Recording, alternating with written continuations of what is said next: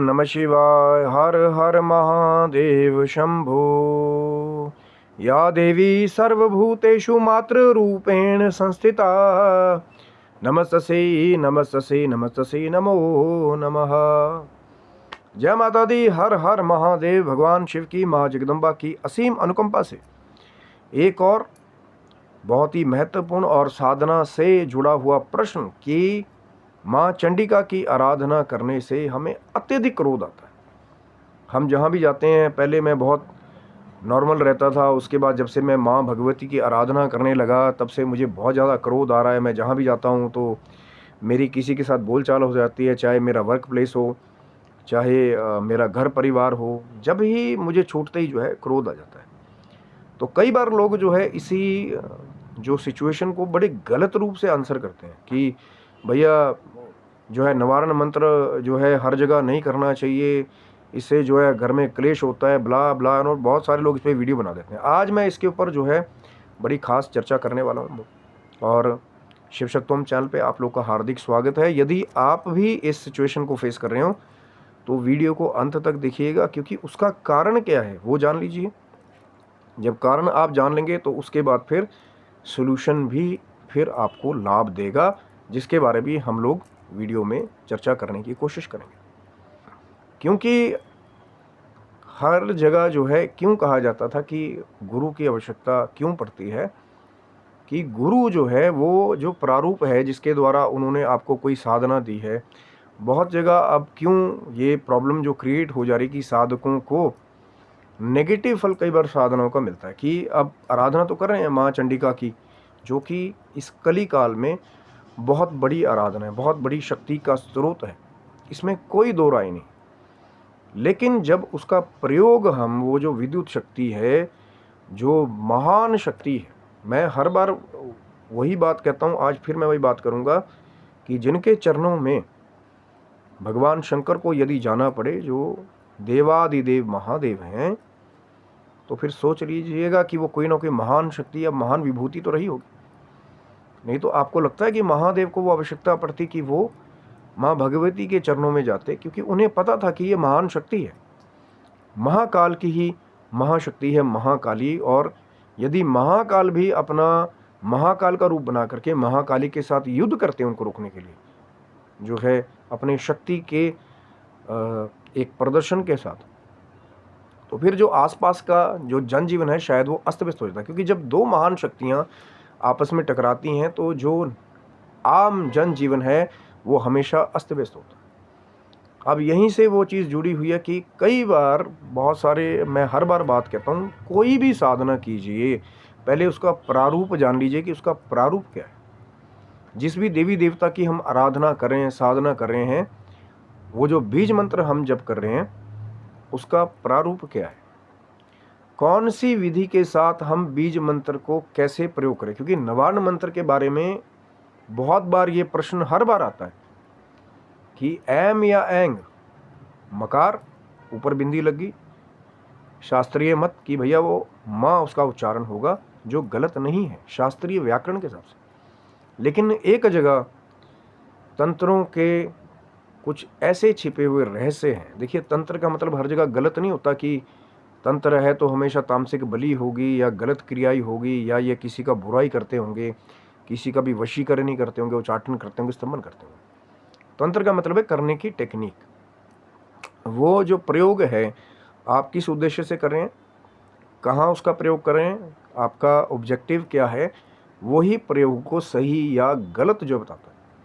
सफ़ेद या काला जादू जैसा कुछ नहीं होता। वही माँ भगवती की आराधना करके देवी देवता जो है बल प्राप्त करते हैं और कई बार असुरों में विजय प्राप्त करते हैं। कई बार उन्हीं माँ भगवती की आराधना करके तामसिक विधि के द्वारा जो कुछ दूसरे तत्व हैं वो अपनी शक्तियों को बढ़ाने का प्रयास करते हैं। वही माँ भगवती है, वही माँ चंडिका है। लेकिन आप किस स्वरूप में पूजन कर रहे हैं, आप किस विधि को फॉलो कर रहे हैं, सबसे पहले वो जान लेना बहुत ज़रूरी है।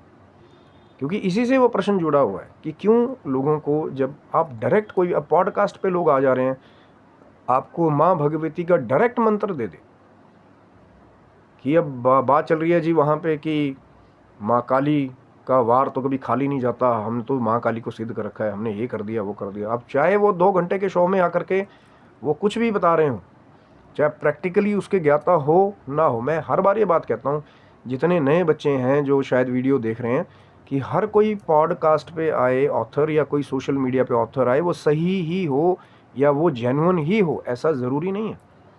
कई बार भ्रम के भी ऐसे बादल वो लोग भी क्रिएट कर देते हैं कि नए बच्चे कंफ्यूज भी हो जाते हैं और शायद गलत दिशा की तरफ चले जाते हैं। कि हर जगह जब मैं ये देखता हूँ कि जब हर एक जगह अलग अलग प्रारूप है, उस हिसाब से बच्चों को उसका ज्ञान देना चाहिए कि सात्विक भी है, वैदिक भी है, तांत्रिक मिश्रण की साधनाएं भी हैं, और कहीं ना कहीं पर देखा क्या जाता है कि जो वामाचारी जो लोग हैं उनको लोग ज़्यादा बुला रहे हैं। जो वामाचारी गुरु है या वामाचारी पति, तो फिर वो अपनी वामाचार की पद्धति को ही सर्वोप्रिय, कई बार 10 में से 8 ऐसे ऑथर आते हैं कि वो उसी को प्रमोट करने की कोशिश करते हैं कि भैया वामाचार से ही होगा, वामाचार से तुम बैठे बैठे किसी का भी कुछ भी कर दोगे। लेकिन इसका सबसे बड़ा एग्जाम्पल क्या है कि अगर वामाचार ही सबसे ऊपर होता तो शायद जो दुनिया का सबसे नंबर 1 शासक होता वो कोई वामाचारी होता या वो कोई तांत्रिक होता। क्योंकि अगर वामाचारी, क्योंकि हर जगह बहुत सारी चीज़ें हैं जिसके ऊपर प्रयोग कर रहे हैं, क्या वो कोई आम जन है या कोई सिद्धिवान पुरुष है, उसके पर माँ भगवती की कृपा। मैंने आपको पहले ही बताया कि एक जगह वो भी माँ भगवती की आराधना कर रहे हो सकता है श्री दुर्गा सप्तशती का नित्य पाठ करता हो, सात्विक वैदिक, और नित्य ही माँ भगवती का कृपा पात्र हो, या नवान मंत्र की साधना करता हो और उसे सिद्ध कर लिया हो पहले। और यहाँ पे जो दूसरी तामसिक विधि करने वाले सोचेंगे भैया उसका बुरा कर देंगे, अब वो भी भगवती उपासक, और ये जो तामसिक बलि के द्वारा गलत मंशा से, अब हो सकता है जो सात्विक वैदिक साधक है उसका कोई दोष ना हो, वो अपने मार्ग जा रहा हो, लोगों को अच्छा ज्ञान दे रहा हो कि लोग सही मार्ग पे आ जाएं। लेकिन ये जो दूसरे हैं बोलेंगे भैया तो हमारी दुकान बंद हो जाएगी अगर ये सही सही ज्ञान दे देगा जाकर के। तो कई बार जब गलत मंशा से वो जो गलत लोग हैं वो ही तामसिक विधियों का प्रयोग करते हैं। लेकिन वहाँ पे याद रखिएगा कि जो सही है, जो न्याय प्रिय है, माँ भी कई बार ऐसा होता है कि माँ को देना पड़ता है, कोई माँ की विधि करे, माँ का नाम ले, माँ की आराधना करे, अब उसकी मंशा कुछ भी, तो माँ को भी कई बार आकर के वो अपना खेल रचना पड़ता है कि सामने वाले को लगे कि भैया हमने तो महाकाली को वचन में बांध लिया, हमने तो माँ चंडिका को बांध लिया अपने वचनों पे, हम जो मर्जी कुछ करवा लें। लेकिन वो ये नहीं जानते कि ये वही माँ का स्वरूप है जिन्होंने मधु कैटब जैसे राक्षसों की बुद्धि को भी 1 सेकंड में फेर दिया था। हमें लगता है कि हम खेल कर रहे हैं, हम वचनों में बांध लेंगे माँ को, कोई बांध पाया आज तक उस महाशक्ति को जिनके चरणों में भगवान शंकर को जाना पड़े। तो जो दूसरे 3-3 6-6 महीने सीख करके अपने आप को जो तंत्र के बड़े एक्सपर्ट बता रहे हैं, उनकी क्या पावर है उसके आगे। अब मैं दूसरा शब्द यूज़ नहीं करना चाहता, कई बार दूसरे शब्द भी आते हैं। और जो नॉर्मल साधक है, जब उन्हें डायरेक्ट जो है माँ भगवती का मंत्र मिल जाए, हमेशा से यही बताया जाता है कि पहले कोई नॉर्मल साधना आराधना जो है, बहुत सारे लोग बड़े बड़े अनुष्ठान करें, गणेश जी का आराधन पूजन ही नहीं कर रहे हैं, नित्य प्रति चाहे थोड़ा सा ध्यान ही किया कि गणपति बप्पा सारे विघ्न बाधा दूर हो जाएं, क्योंकि प्रथम पूज्य गणेश जी हैं। वैदिक नॉलेज के हिसाब से शास्त्र वेद त्रिदेवों ने जिस पे मोहर लगा दी कि पहले गणेश जी का आराधन पूजन होगा तो सिद्धि प्राप्त होगी। लेकिन यहाँ क्या हो रहा है जी, डायरेक्ट जाओ ना, गणेश जी का आराधन पूजन करो, गुरु मंत्र नहीं, कोई बात नहीं। अगर नहीं है गुरु मंत्र, भगवान शिव जिन्होंने उपदेश किया है, बड़े बड़े स्त्रोतों का, बड़े बड़े तंत्र शास्त्र जिनके और माँ भगवती के संवाद के ऊपर जो है बने हैं, उन्होंने बड़ी बड़ी शक्तियों का उपदेश किया है। श्री सिद्ध कुंजिका स्त्रोतम का उपदेश भगवान शंकर ने जगत गुरु के रूप में बहुत पहले किया। लेकिन हमें क्या चाहिए, हमें वो चीज़ को समझना नहीं है। हमें तो बस ये चाहिए कि हम थोड़ा सा फ्रूट लेके जाएंगे, किसी को थोड़े से पैसे दे देंगे, वस्त्र दे देंगे, वो हमारे कान में आके दे देंगे, वो बड़े माना। अब हमने एक बार गुरु बना लिया तो वाह वारे न्यारे हो गए कि अब एक छोटा सा डायलॉग रख ले कि गुरु बिना गत नहीं। लेकिन हो सकता है वो तत्व का ज्ञानी गुरु ना हो, वो बहुत गलत विधियों में आपको ले जाए। बहुत सारे ऐसे प्रश्न आते हैं, बहुत सारे ऐसे साधक आते हैं कि जी हमारे पास गुरु है, हमारे पास डायरेक्शन ही नहीं है सही, हम भटक रहे हैं। मन में प्रश्न आ रहा है, आप गुरु कौन बना रखे हैं, टीवी पे आ रहे हैं जी हमारे गुरु जी। आज गुरु जी ऑस्ट्रेलिया घूम रहे हैं, आज गुरु जी टोरंटो घूम रहे हैं, टीवी पे दिखाई देते हैं। हमने जी उनके किसी समागम में जाकर के उनका नामदान जो है वो ले लिया, हमारी कभी उनके साथ बात ही नहीं हुई।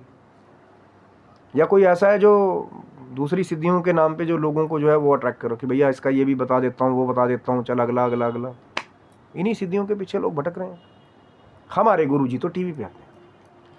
गुरु वो होना चाहिए जब शिष्य के ऊपर विपत्ति आए, गुरु को पहले संकेत पता चल जाए कि मेरे शिष्य के ऊपर कोई विपत्ति आ गई, चाहे आधी रात ही हो।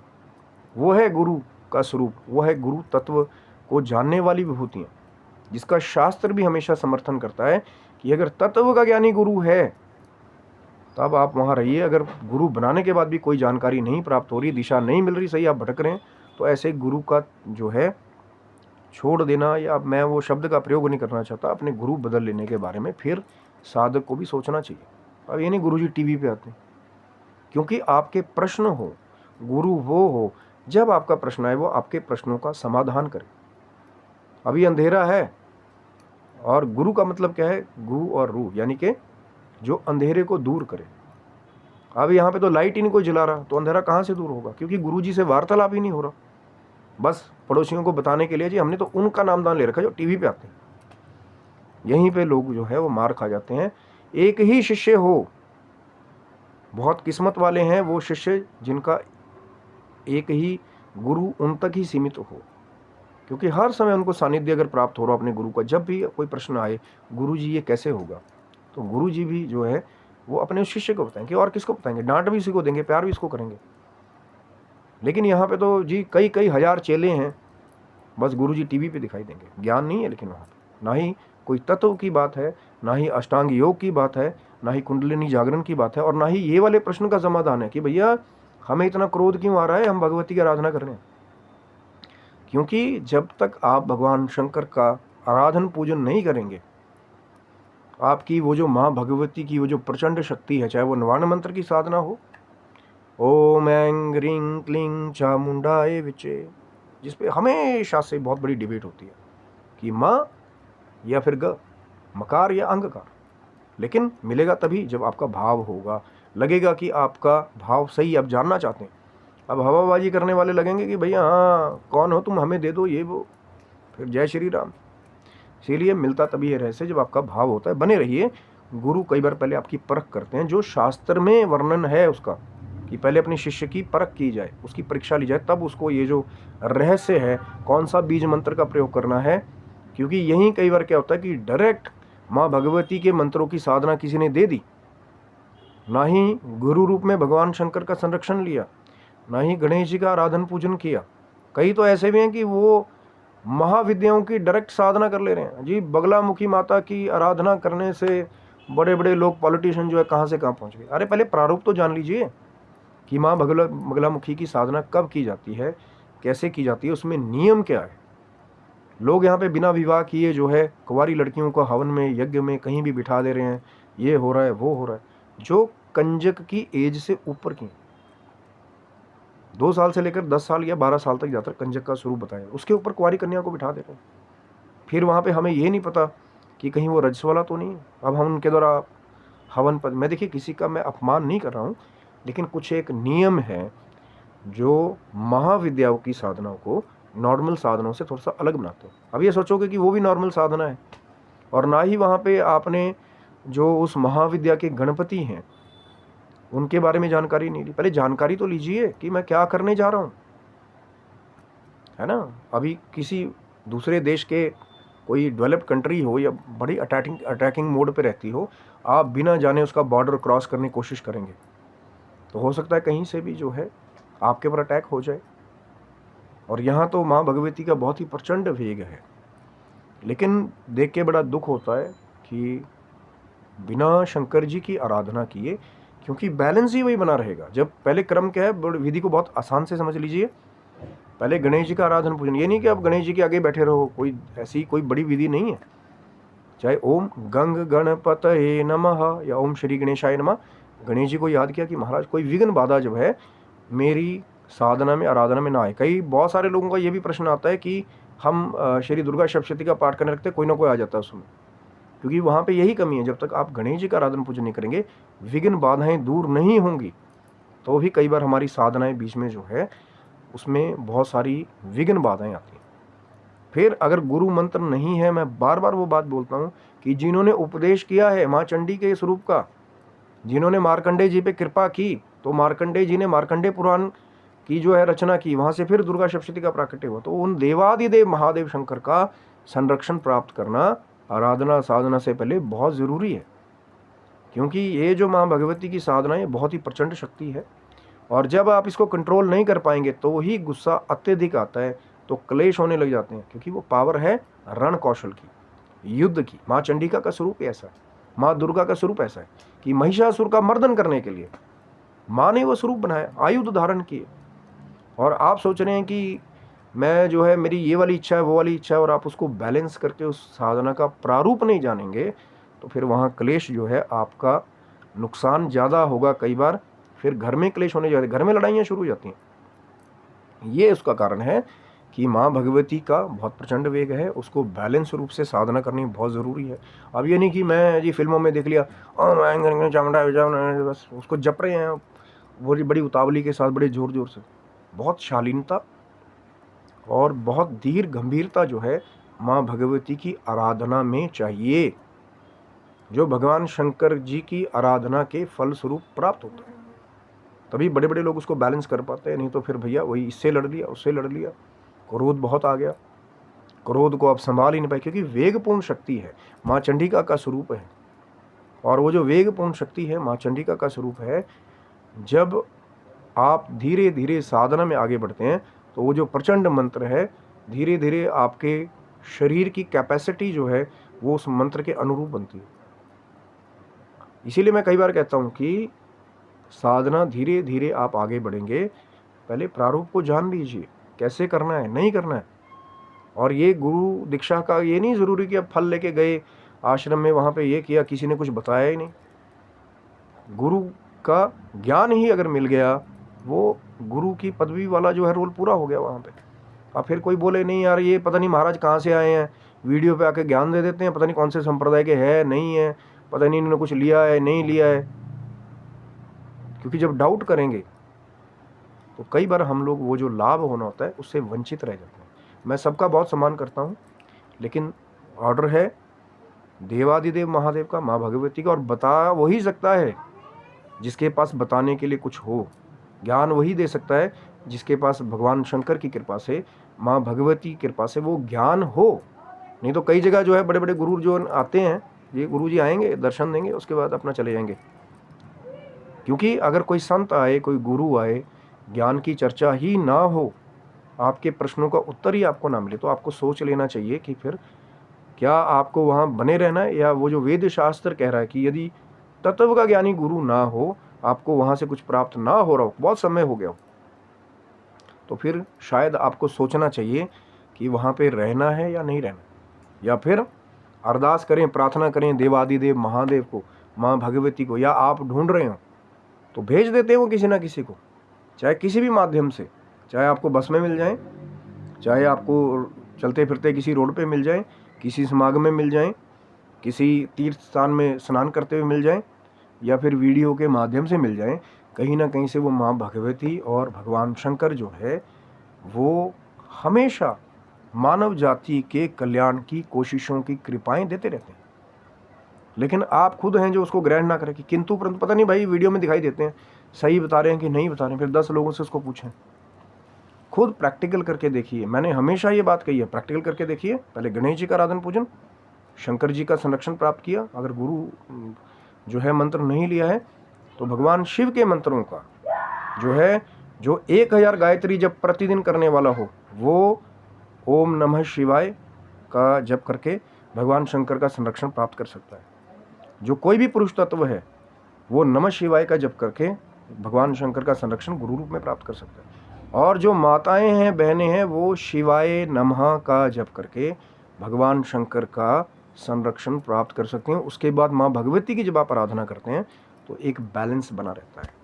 वो जो महाप्रचंड शक्ति है, महाप्रचंड वेग की शक्ति है, जहाँ बड़े बड़े युद्ध कला की शक्तियों को प्राप्त किया है बड़े बड़े योद्धाओं ने, वो माँ भगवती का स्वरूप, फिर उनकी वैसी कृपा होती है कि आप वो जो महान शक्ति है, क्योंकि वेग तो आएगा, अब शक्ति तो है, वो युद्ध की शक्ति है, युद्ध की देवी है, तो क्रोध तो स्वाभाविक है, लेकिन उस क्रोध को, उस आवेश को आप संभालने में समर्थ हो जाएं, यही भगवान शंकर के आशीर्वाद से संभव होता है। अभी तक श्री देवादिदेव महादेव हैं जो माँ भगवती के प्रचंड स्वरूप का, जिन्होंने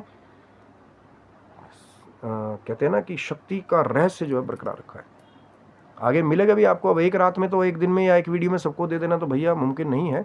इसीलिए मैं हमेशा कहता हूं कि आपका कोई प्रश्न हो, आप कुछ पूछना चाहते हो, आप चैनल पे आए, कमेंट बॉक्स खुले हुए हैं, मर्यादित शब्दों में आप कोई कमेंट करना चाहे तो वहाँ कर सकते हैं, क्योंकि बच्चे, बूढ़े, माताएं कई बार सब कमेंट्स को पढ़ते हैं, तो मर्यादा को बनाए रखना हमारा काम है।